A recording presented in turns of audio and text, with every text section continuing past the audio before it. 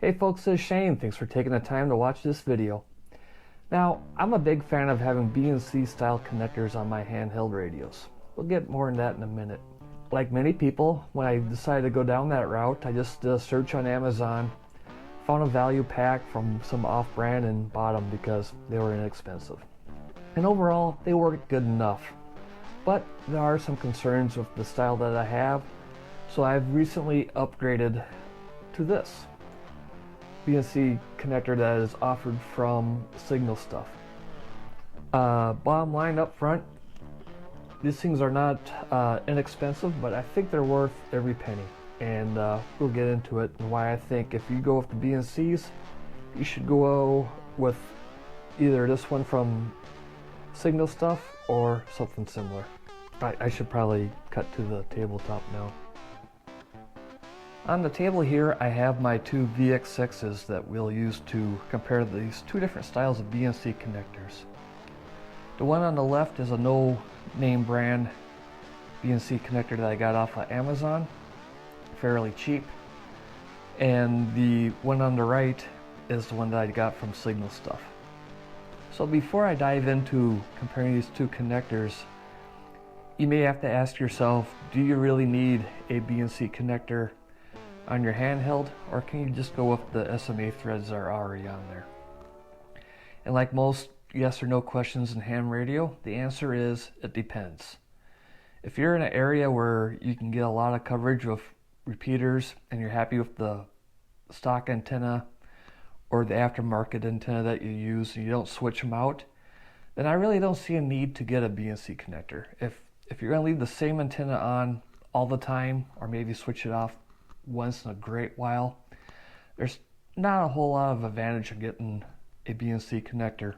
Where you want to get a BNC connector, in my opinion, is if you, like me, switch out your antennas quite a bit.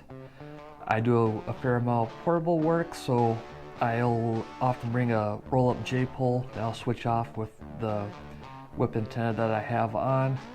I also like to keep these in like everyday backpacks where an antenna of this length gets in the way, so I can easily take the antenna off, stow it away, so on and so forth.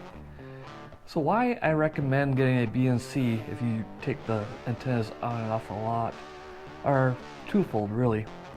First off, these threads are tiny and they are soft metal, either aluminum or brass depending on the radio / antenna, and they will wear over time. Also, it's just a lot more convenient, especially if you're out in the field, cold, wet, rainy day, your hands are cold, this thing's wet. It's so much easier to just push down and take this bayonet style connector off versus messing with these small threads where you have a chance of screwing it up.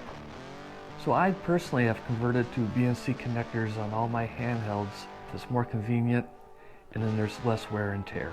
So that's kind of the reasoning. You make the call. Alright, let's get to the point of this video and compare these two connectors.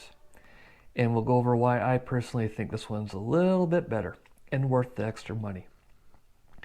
You'll notice right away that the base of this connector is much narrower, and that presents two possible problems. First off, if you have a large heavy antenna and it starts to move around, all that side load and everything gets transferred from this connector into the connector on your radio, which could possibly over time cause things to break, which you really don't want to do. Now I have that adapter installed, and you can see the other issue is that it doesn't form a good seal on the radio itself, which will allow possibly dust and water to get into the radio, which obviously you don't want.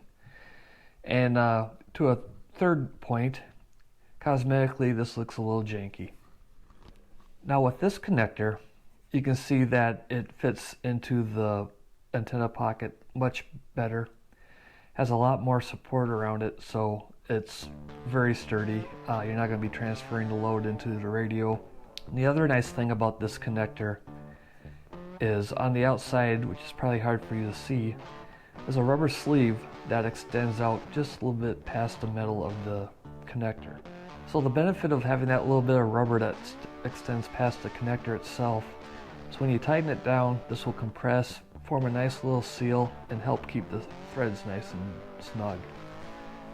So then you're forming a barrier against dust and moisture, you're helping keep the thing from working itself loose, and overall it just looks a lot nicer. Alright, now I got the two different style connectors on the radio side by side, so you can see how they really stack up to each other. The one from Signal Stuff, a little bit lower profile, has that nice base, and it just cosmetically looks better. The no name brand one I got from Amazon, it just looks a little janky. It sticks up a little bit taller, which really isn't an issue for me, but that narrow base, it just screams something's not right. This almost looks like it came with the radio. It almost looks like a factory finish, which is obviously not a critical factor, but you gotta admit, if something looks a little nicer, it's gonna be a little nicer. So there you go. Alright, that wraps up this video on why I have BNC connectors on my radios and why specifically I went with this style. So, if you found this video useful, cool. If not, why are you still watching? Catch you on the next one. Bye. Now, I'm a fan of having BNC connectors on my handhelds for a couple of reasons. We'll get into that in a minute. The one on the right is, that's not the right. I want to talk about the one on the right, but I'm starting off with the one on the left. Two reasons, actually. You will notice that this, I don't want to say actually, that's so... Alright, that wraps up this video, and now you know why